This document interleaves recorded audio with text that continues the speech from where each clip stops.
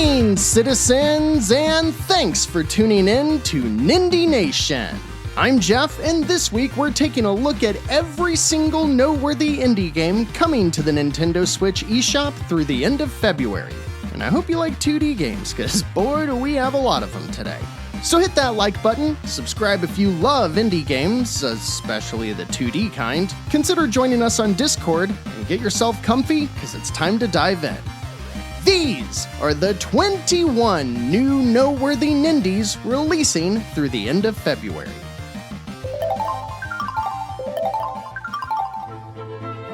The notable Nindies kick off on Wednesday, February 19th with Godzilla Voxel Wars by Toho and Nukenin for $14.99. Voxel, of course referring to the 3D pixels you'd see in games like Minecraft, 3D Dot Heroes, and the like. This game uses that art style to basically make Into the Breach, but adorable. Since Toho is a subsidiary of the company who actually created Godzilla, the licensed monsters are all here, and you team up with them to fight off an invasion by the evil fungoids. Whatever that means. It's a turn-based strategy game that plays out like toys on a game board, and it frankly looks pretty solid to me. Though it remains to be seen if it actually does anything in addition to just being Into the Breach. On the next day, the 20th, Space Colony Studios releases their first title, Stories from Seoul: The Gun Dog, for $19.99.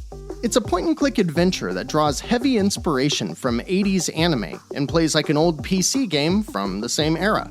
Thankfully, there's a demo you can check out in the eShop because the trailer isn't exactly helpful at explaining the game. You're the captain of a patrol ship during a time of uneasy peace after humanity deals with the fallout from the Solar War, and your team is sent off to investigate various distress signals. It seems to be a character-focused drama above all else, so if you like the way the game looks, go check out the demo and see if the story and characters grab you, and then consider dropping $19.99. The same day also sees the Switch port release of Desvelato, which is a quirky and stylish precision platformer with a hint of Metroidvania exploration by Vampy Team and Purple Play. And I really dig this one. The unique angle here is that you play as a vampire who must extinguish all light from inside your castle. So instead of saving the world or facing off against a huge boss or whatever, you simply explore the castle and reach every light source you can, finding secrets and such along the way. This feels like a game that should appeal to fans of Celeste, though it certainly has a hint of Hollow Knight as well, at least visually.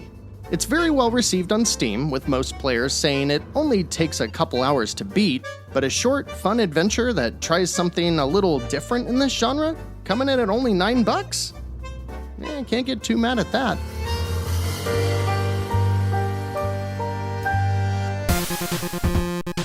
If you've got some gold coins to spend or have been itching for a fast-paced arcade game with a trifecta flair, buckle up because Star of Providence is finally coming to the Switch after several years of being in early access, including a name change, and y'all, I love this game. One of my go-tos for when I don't know what else to play, Star of Providence has been in my regular Steam Deck rotation for over 2 years, and it's still fun. It's a top-down shmup that moves very quickly, and just so happens to include procedurally generated levels, roguelike mechanics, and RPG elements! You're dropped into a world with a Metroid-style map, explore the rooms, fight the enemies, take a gamble in the challenge rooms if you're feeling lucky, and then when you're ready, go tackle the boss. Wash, rinse, repeat, you know the drill. The game has an excellent mix of upgrades that can be found within runs as well as permanent abilities, so each run does feel quite different compared to the last. And the soundtrack, composed by Arc of Dream, fits the mood perfectly. Star of Providence also releases on February 20th and hits the eShop for $14.99, which is a bit more than I paid for it in early access, but for as much time as I've put into the game, I think it's well worth the price of admission.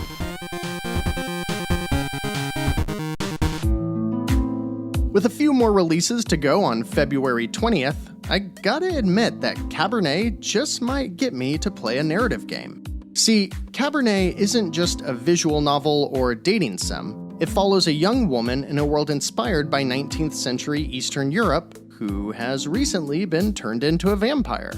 You'll notice a little glass of Cabernet in the top corner, which is Liza's hunger for blood, and as it gets lower, you'll have to figure out where you're gonna get your next fix.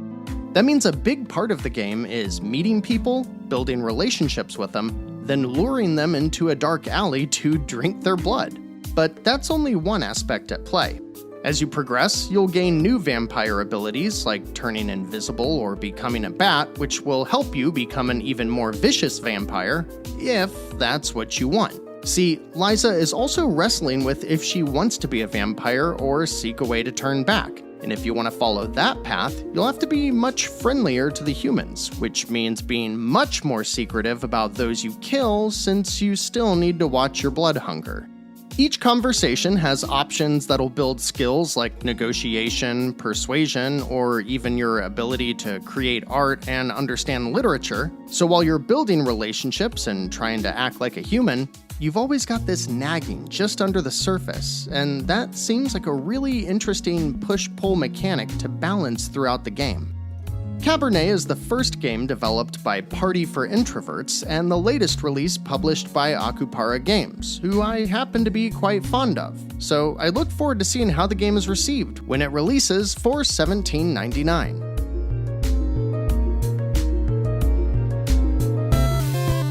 And then developer NPCKC, or NPC, and publisher Wonderland Games, both of whom are known for making bite-sized games based around Game Boy aesthetics, release Marin's Day, a bite-sized game based around Game Boy aesthetics. It's $10 and follows a bunny who's trying to get its friends to sign up for a town festival. Gameplay and general vibes seem to pull from Earthbound and the early Pokemon games, but looks much more focused on being cute and cozy for a couple hours than it does offering truly compelling gameplay. That's fine though, every game doesn't have to be balls to the wall intense, so if cute little Game Boy bunnies are the itch you need to scratch, Marin's Day could be just what the doctor ordered.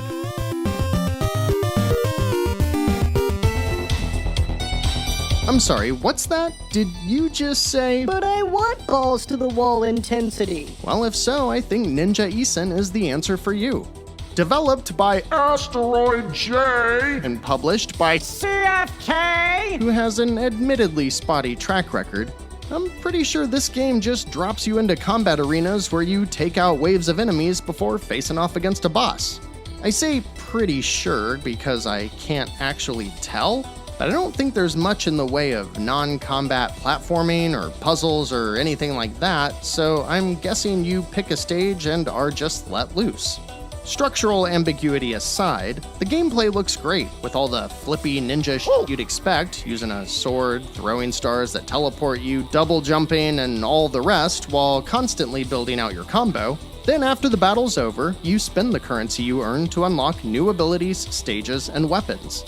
This game reminds me of Black Future 88, which had a similar premise, but with running and gunning stages. And that game was great, so if Ninja Isen is anything like it, I just might be picking this up when it releases for $14.99.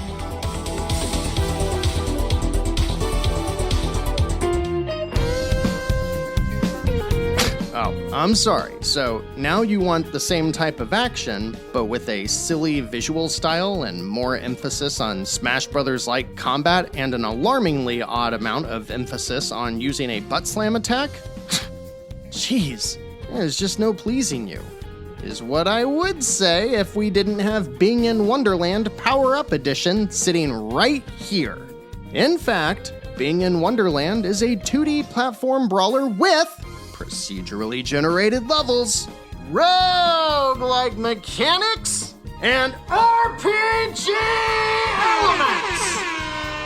The description, outside of the differences I just described, is so similar to Ninja Isen, I guess I'll just read what Wanba Studio wrote alongside their overwhelmingly positive Steam review score.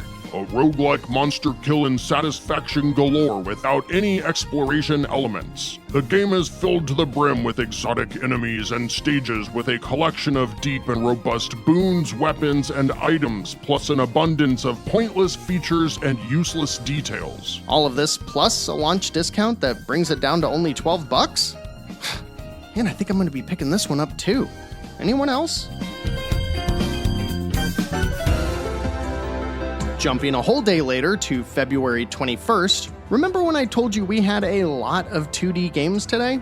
Lone Fungus arrives on the Switch for $19.99, and I think this one might just be worth checking out.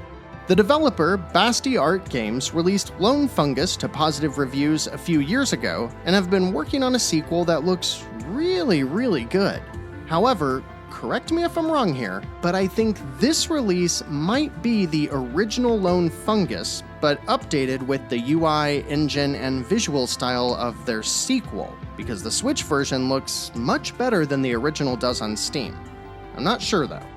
Either way, Lone Fungus is what happens when a solo developer who grew up on the Super Nintendo gets inspired to kickstart their own game after playing Hollow Knight. I can see two things that set this game apart. One, it's just a Metroidvania. No big gimmicks or anything, just a huge interconnected world with gates based on abilities you'll learn. The second thing, though, is those abilities, which change the color of the cap on your little mushroom head. The color corresponds to whatever ability you have, but then augments the attacks you deliver with your sword. So one ability might give you a ground pound, whereas another will heal you, based on which ability is equipped when you press down an attack, and so on. I will say that I'm much more interested in the sequel, Melody of Spores, which is on track to release later this year, but for now, a quality Metroidvania is always welcome, and I'm sure it will sit comfortably on my backlog of quality Metroidvanias.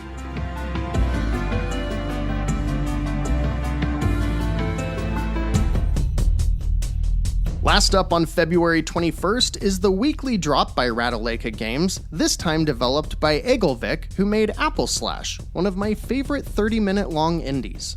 Lulu's Temple originally came to Steam in 2022, where it received positive reviews, and over on How Long to Beat, the average completion time is just over an hour. That said, this game looks spooky as hell.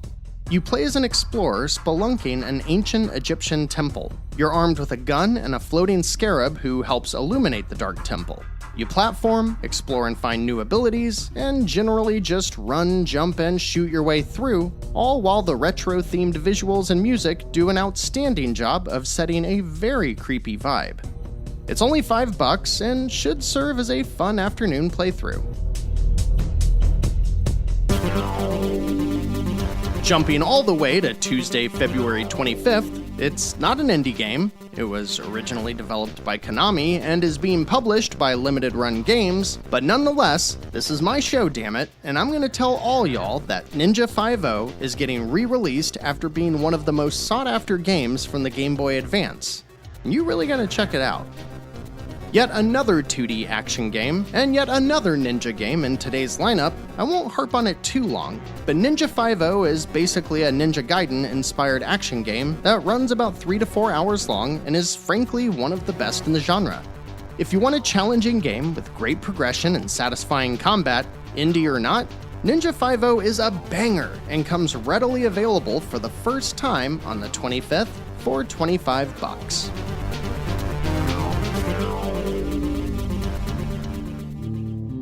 Whoa there, what's this? Something that isn't 2D action? That's right, California-based Low Tide Productions is bringing Taii to the Switch for $24.99. And if you're into games like The Witness or Myst, you'll want to see this. In fact, there are so many similarities to The Witness, at least visually, that it's hard to draw many different comparisons. You're alone on an island that is littered with these grid-based block puzzles, and one by one, you'll solve them and learn something new that will help you solve the next one. I found a Reddit thread from the subreddit that's dedicated to The Witness, and found that basically everyone there loves the game, but claim that it can be at times even more obtuse than The Witness, and sometimes its open-world design can slow progress.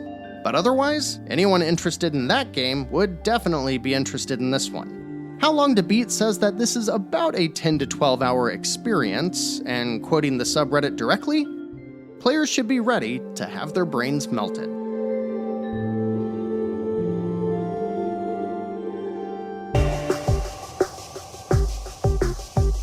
Ogre Pixel, the team behind Lonesome Village and A Tiny Sticker Tale, is back this week on the 25th. And say it with me, because Jumper John is a 2D action platformer. Though I think this one might actually do enough to set itself apart. John is a tiny devil who lives in limbo until one day he was sent to hell, where he can only explore 30 seconds at a time. After 30 seconds, you are warped back to your last starting point, but you keep whatever gear or loot you've gathered. So just like Minute, even though it takes place in tiny chunks, you quickly get a sense for where you need to go next and how you can continue to extend your time. I really like the art style in this one too. It's kind of retro, but also looks like a cheap mobile game without looking too much like a cheap mobile game, you know? This one also releases for $10, so it isn't too much of a gamble. Though with 2 well-received cozy games already under their belt, I'm excited to see how this one turns out, and think it's another game this week that I just might be picking up. It's getting expensive out there, y'all.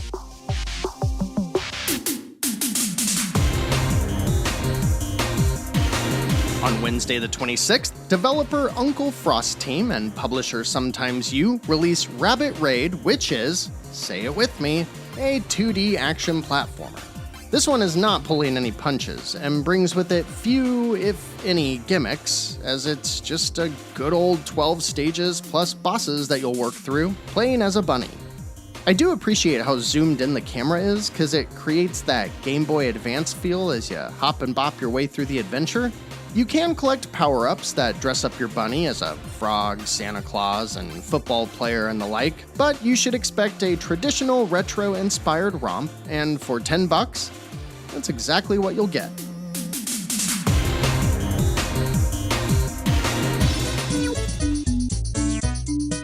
But then we've got Cubite kicking things off on February 27th with a cult classic blast from the past.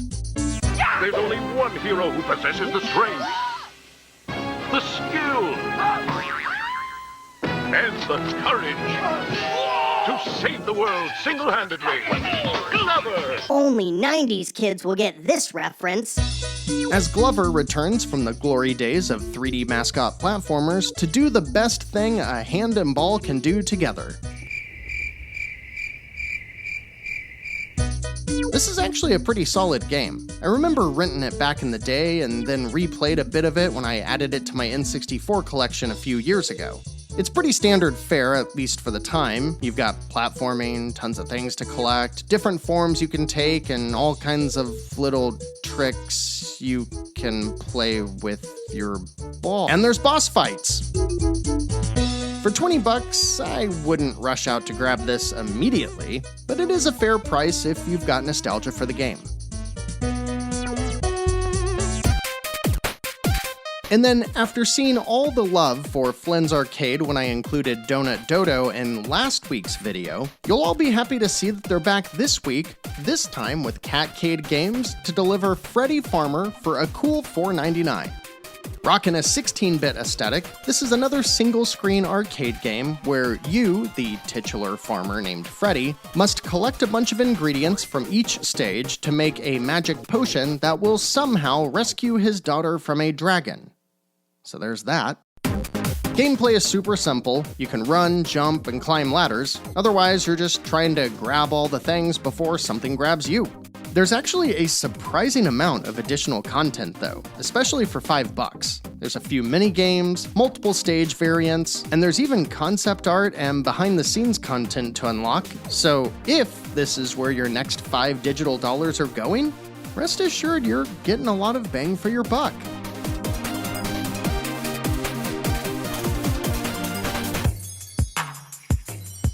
Farlight Games Industry is making me work for their entry, because Vertical Kingdom is not nearly as simple as all of these 2D action platformers. In this game, the world has been devastated by war, and you play as the great architect who will help rebuild. This is done through a deck-building system that has you focusing less on the army and occupation by military, and much more on resource management as you keep the kingdom in check and continuously expand regardless of the literal hand you're dealt. That means if you're keeping track, that Vertical Kingdom is a card-based city management sim with procedurally generated levels, roguelike mechanics, and RPG elements! It's the first release by Farlight, but publishing by Indie.io does give me confidence in recommending this as a unique but high-quality game that releases with a 10% discount for $17.99. Also on the 27th, and possibly the most interesting game in this episode's lineup, is a quirky little twin-stick shooter with loads of praise on Steam, and it's called Anti-Paint. Per one Steam review, This is a roguelike twin-stick shooter that actually does something new and should not be missed. Hell, I defeated God and slapped Napoleon. If you can't tell by now, Anti-Paint is all about twin-stick shooter action that takes place on an art canvas where every bullet or weapon is some form of paint, constantly splattering the canvas until the level ends and you have a new piece of art to look at. Apparently it has a cool progression mechanic called Ascension that a lot of the reviews say give the game a ton of replay value, and the developer, Vilius, has been releasing constant updates since it first dropped on Steam a year ago. So that's nice. A unique slant on a genre we love, with high replayability and an $8 price tag? Guess the only thing left to say about this game is that Anti-Paint is a twin-stick shooter with procedurally generated levels, roguelike mechanics, and RPG elements!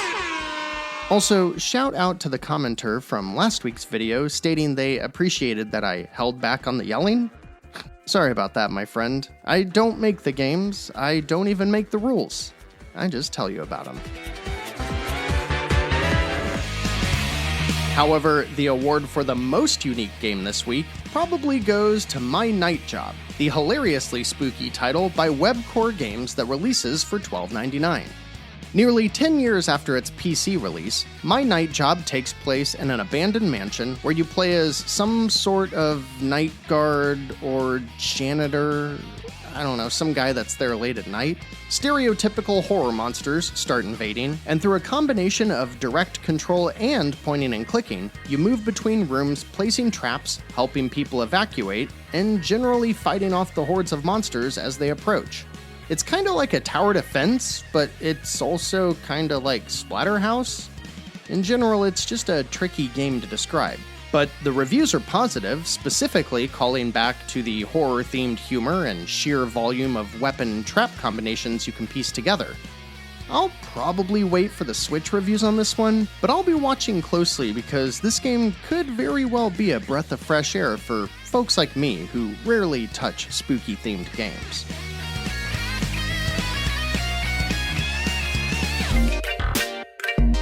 We've got 2 left for today's massive episode, and the last title releasing on February 27th. And if I'm being honest here, I'm not really sure how good Party Poppers actually looks. I was just excited to tell you about a brand new, Zany multiplayer party game with a gimmick! where that gimmick is, popping balloons? Yeah, so from what I can see, you get a big 2D room where up to 4 players compete to pop the most balloons through a combination of running, jumping, and using a grapple of sorts. It's developed by Giant Margarita, Which explains a lot. and I guess when you can't pinpoint the most fun way to play your game, you do what this team did and throw in a whopping 60 game modes. I don't know what else to say about this one, other than it releases for $15. And finally, marking the moment where, if games in this episode were also the episode's age, this episode could legally drink alcohol, we've got Justice Ninja Casey for $5.99. This is actually an old game developed by Sunsoft, which was never released with an English translation until now, and this game is just dripping with good old Super Nintendo vibes. On your quest to rescue a princess kidnapped by ninjas, you brawl your way through a bunch of stages, and it really just does look like the kind of game I'd rent on a Friday and play all weekend long.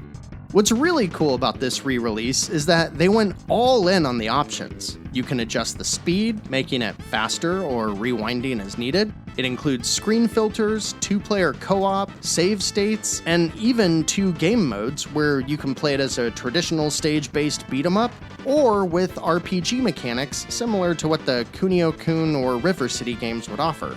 Honestly, I'd expect this game to be $20 or more, so for $6, this seems like a great little package to wrap up the week.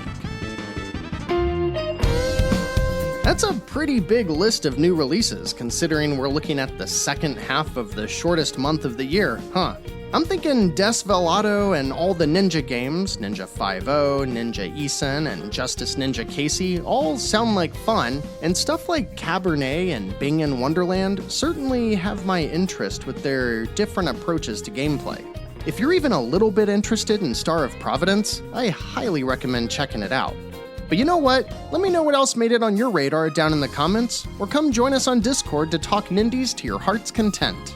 Next week, we'll finally get around to the backlog video, so also tell me down in the comments if you have any games you've been really wanting to get to, just in case others are in the same boat. And other than that, friends, we're all out of time for today. So thanks so much for watching, liking, subscribing, and sharing Nindie Nation with others. Until next week, I'm Jeff.